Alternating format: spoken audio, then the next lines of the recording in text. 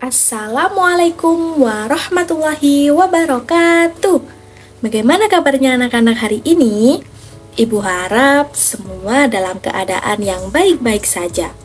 Pada kesempatan kali ini, kita akan mempelajari tentang Pancasila. Yang pertama, anak-anak akan mengetahui tentang lambang Pancasila.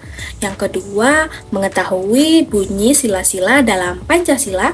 Yang ketiga, memahami arti dan makna lambang Pancasila. Yang keempat, menerapkan nilai-nilai Pancasila di lingkungan rumah dan juga lingkungan sekolah. Serta yang terakhir, anak-anak akan mengenal siapa saja perumus Pancasila. Apakah anak-anak sudah mengetahui bagaimana lambang dari Pancasila? Ini adalah lambang dari Pancasila. Mari kita amati satu persatu. Yang pertama adalah burung Garuda atau biasa kita sebut dengan Garuda Pancasila. Burung Garuda ini berarti kekuatan negara. Garuda Pancasila melambangkan kegagahan dan kekuatan, kelincahan, keuletan, kecerdasan, kewaspadaan, kegesitan, dan sifat pantang menyerah. Nah, di tengah-tengah Garuda tersebut terdapat sebuah perisai bernama perisai Pancasila yang artinya adalah perjuangan. Perisai di tengah itu melambangkan kekuatan dan pertahanan bangsa Indonesia. Setiap simbolnya juga melambangkan setiap sila dari Pancasila. Nah, selanjutnya kita akan memperhatikan bulu pada burung Garuda Pancasila. Yang pertama, pada masing-masing sayapnya terdapat 17 helai bulu, 8 helai bulu pada ekor, 19 helai bulu pada pangkal ekor, dan 45 helai bulu pada leher. Jika digabungkan adalah 17, 8, 19, 45, yang berarti 17 Agustus 1945 yang merupakan Hari Kemerdekaan Indonesia. Nah, yang selanjutnya adalah warna emas pada lambang Garuda Pancasila yang mencerminkan keagungan dan kejayaan bangsa Indonesia. Lalu yang terakhir terdapat pita pada kaki burung Garuda yang bertuliskan Bhinneka Tunggal Ika yang artinya adalah berbeda-beda tetapi kita tetap satu jua. Anak-anak, selanjutnya kita akan mempelajari materi yang kedua yaitu sila-sila Pancasila. Sebelumnya Ibu izin bertanya, apakah dari kalian semua sudah ada yang tahu tentang bunyi sila-sila Pancasila? Oke, baik, jika ada yang sudah tahu atau yang belum tahu, mari kita belajar bersama tentang sila-sila Pancasila. Pancasila terdiri dari 5 sila-sila Pancasila. Yang pertama berbunyi ketuhanan yang Maha Esa yang memiliki simbol bintang. Lalu yang kedua berbunyi kemanusiaan yang adil dan beradab yang memiliki simbol rantai. Lalu yang ketiga persatuan Indonesia memiliki simbol pohon beringin. Yang keempat yaitu kerakyatan yang dipimpin oleh hikmat kebijaksanaan dalam permusyawaratan perwakilan yang memiliki simbol kepala banteng. Lalu yang kelima, keadilan sosial bagi seluruh rakyat Indonesia yang memiliki simbol padi dan kapas. Setelah kita mempelajari bersama 5 bunyi sila-sila Pancasila, ayo kita ulangi bersama apa yang telah kita pelajari bersama tadi. Oke, baik. 1, 2, 3. Pancasila. 1. Ketuhanan yang Maha Esa. 2. Kemanusiaan yang adil dan beradab. 3. Persatuan Indonesia. 4. Kerakyatan yang dipimpin oleh hikmat bijaksanaan dalam permusyawaratan perwakilan. 5. Keadilan sosial bagi seluruh rakyat Indonesia. Oke, baik semuanya. Apakah sudah paham materi tentang sila-sila Pancasila?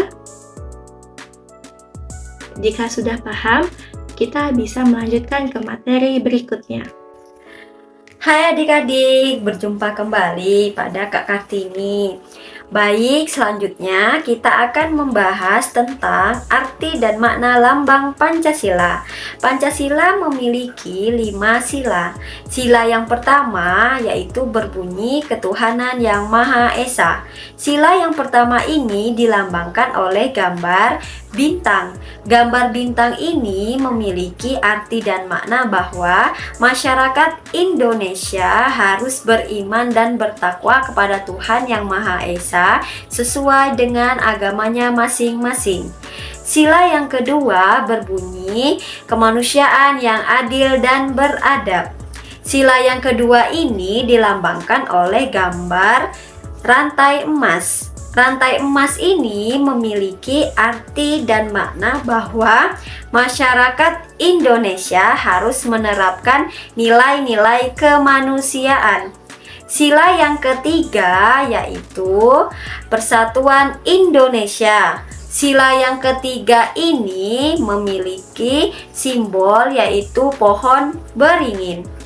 Pohon beringin ini memiliki arti dan makna bahwa masyarakat Indonesia harus mengedepankan persatuan dan kesatuan dalam sesama. Sila yang keempat yaitu kerakyatan yang dipimpin oleh hikmat kebijaksanaan dalam permusyawaratan perwakilan.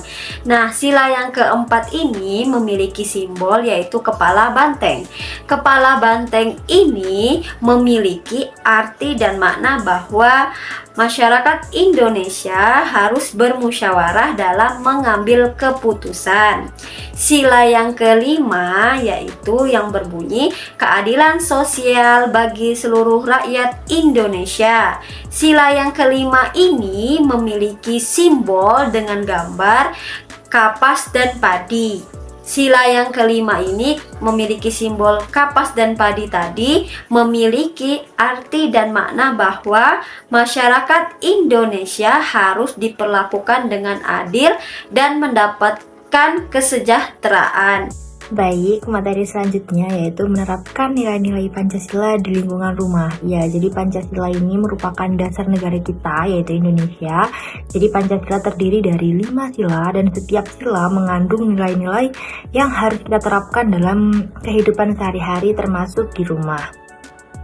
Menerapkan nilai-nilai Pancasila di rumah akan membuat suasana rumah lebih harmonis dan juga damai. Jadi mari kita lihat bagaimana kita bisa menerapkan nilai-nilai tersebut.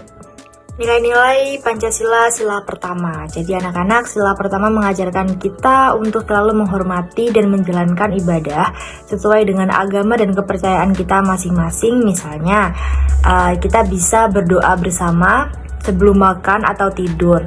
Dan ingat, kita juga harus menghormati agama dan kepercayaan orang lain sesuai dengan sila pertama, yaitu ketuhanan yang Maha Esa. Yang kedua, yaitu sila kedua, kemanusiaan yang adil dan beradab. Jadi dalam sila kedua ini mengajarkan kita untuk senantiasa bersikap adil dan juga beradab. Contohnya, kita harus menghormati orang tua dan saudara-saudara kita di rumah, serta membantu pekerjaan rumah tanpa harus disuruh. Berbicara dengan sopan dan tidak berkata kasar ini juga termasuk dalam nilai sila kedua ini. Kemudian sila ketiga yaitu Persatuan Indonesia. Jadi sila ketiga ini menekankan pentingnya persatuan. Di rumah kita bisa menjaga kebersamaan dan kekompakan dengan saling mendukung dan merayakan hari-hari besar bersama-sama.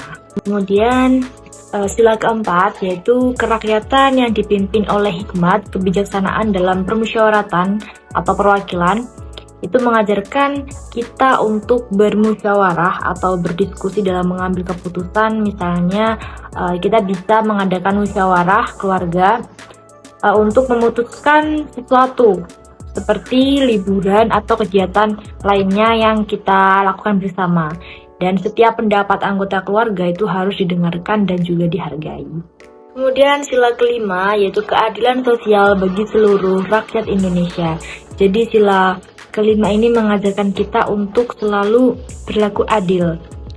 Di rumah kita bisa saling membagi tugas dengan adil dan tidak membeda-bedakan perlakuan terhadap anggota keluarga yang lain. Setelah kita membahas nilai-nilai dalam Pancasila, sekarang kita akan membahas contoh perilaku Pancasila di rumah. Contoh sila pertama misalnya keluarga Budi berdoa bersama sebelum sarapan setiap pagi. Nah, mereka bergantian memimpin doa sesuai dengan agama dan kepercayaan masing-masing. Kemudian contoh yang kedua, sila yang kedua, Sinta membantu ibu mencuci piring setelah makan tanpa perlu disuruh. Jadi ia melakukannya dengan senang hati untuk meringankan pekerjaan ibu. Kemudian contoh sila yang ketiga, ini contohnya keluarga Andi merayakan hari kemerdekaan dengan memasang bendera merah putih bersama dan mengikuti upacara di lingkungan rumah. Kemudian untuk sila keempat, contohnya keluarga Rina mengadakan rapat keluarga untuk memutuskan liburan. Jadi setiap anggota keluarga Rina diberi kesempatan untuk menyampaikan pendapat mereka.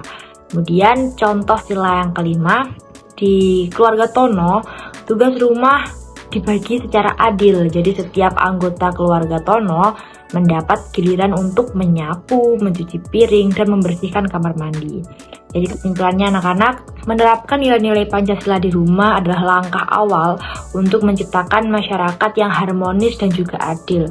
Jadi dengan berperilaku sesuai dengan nilai-nilai Pancasila, kita dapat menciptakan suasana rumah yang penuh kasih sayang, saling menghormati dan juga adil. Nah, oke anak-anak yang hebat. Sebelum kita masuki materi selanjutnya, marilah kita terlebih dahulu untuk menyanyikan lagu Garuda Pancasila bersama-sama. Oke?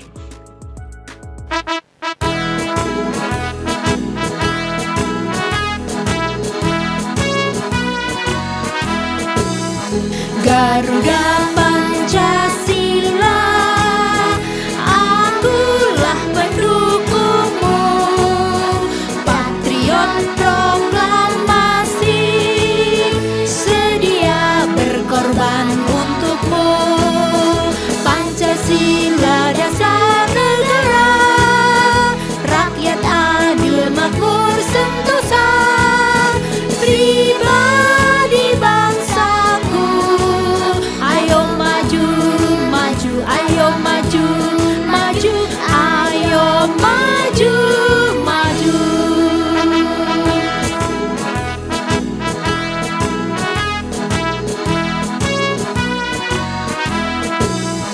Garuda Pancasila, akulah pendukungmu, patriot proklamasi, sedia berkorban untukmu. Pancasila dasar negara, rakyat adil makmur sentosa, pribadi bangsaku. Ayo maju, maju, ayo maju, maju, ayo maju, maju. Nah, oke anak-anak hebat. Setelah anak-anak menyanyikan lagu Garuda Pancasila, anak-anak sekarang ayo mengenal perumus Pancasila. Yang pertama, siapa itu? Yaitu ada Bapak Insinyur Soekarno. Yang kedua, ada Bapak Muhammad Hatta. Yang ketiga, ada Bapak Muhammad Yamin. Yang keempat, ada Bapak Alexander Andreas Maramis. Yang kelima, ada Bapak Agus Salim. Nah, selanjutnya yang keenam ada Bapak Abikusno Cokrosuyoso. Yang ketujuh ada Bapak Kahar Muzakir. Yang kedelapan ada Bapak Wahid Hashim. Dan yang kesembilan, nah yang terakhir anak-anak, ada Bapak Ahmad Subarjo. Oke anak-anak hebat, anak-anak tadi selain sudah menyanyikan lagu Garuda Pancasila, kemudian anak-anak juga sudah mengenal siapa saja perumus Pancasila. Nah, pastinya anak-anak sebagai pelajar yang baik, nah ayo kita pahami sikap pahlawan apa saja yang patut diteladani oleh anak-anak. Yang pertama, ada kebangsaan. Itu contohnya yaitu selalu rukun. Nah, selalu rukun pada siapa saja? Kepada teman-teman dan kepada orang tua, sama guru, dan kemudian kepada semua orang. Kemudian yang kedua, ada contohnya cinta tanah air. Seperti apa cinta tanah air? Yaitu suka barang buatan dari Indonesia atau yang disebut biasanya produk lokal. Produk lokal. Kemudian yang ketiga, ada pantang menyerah. Nah, sikap pahlawan pantang menyerah. Apa itu contohnya? Anak-anak seperti rajin belajar, mengerjakan tugas sesuai jadwal, kemudian masuk sesuai dengan waktunya, itu pantang menyerah. Kemudian Yang keempat ada bertanggung jawab. Nah, anak-anak pasti sudah pernah melakukan tanggung jawab. Contohnya seperti mengerjakan pekerjaan sekolah atau PR. Nah, sesuai dengan perintah guru, itu tanggung jawab. Dan kemudian yang terakhir ada sikap yang diteladani, yaitu saling menghargai dan juga menghormati. Nah, anak-anak harus bisa menghargai dan menghormati kepada siapa saja, teman-teman, kepada bapak ibu guru, kepada kedua orang tua, dan juga tentunya kepada semua orang.